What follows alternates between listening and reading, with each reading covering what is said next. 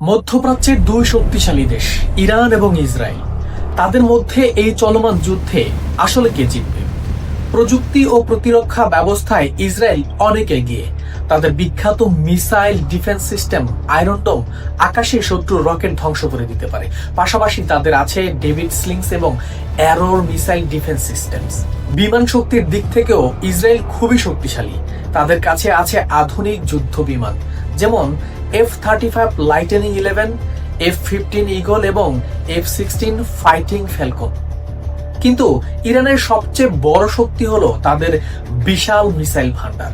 শাহিদ 3 এবং সিজিলের মতো দূরপাল্লার ব্যালিস্টিক মিসাইল 1000 কিলোমিটার দূর থেকেও আঘাত হানতে পারে। এছাড়াও আছে খুররম শাহর মতো ক্লাস্টার মিসাইল।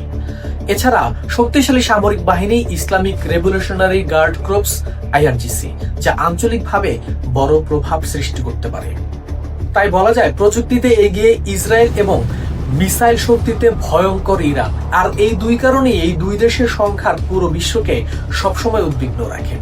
প্রিয় বন্ধুরা, এই বিষয়ে বিস্তারিত জানতে নিচের দেওয়া লিঙ্কে ক্লিক করে ভিডিওটি দেখে আসুন এবং আমার চ্যানেল থেকে ঘুরে আসুন।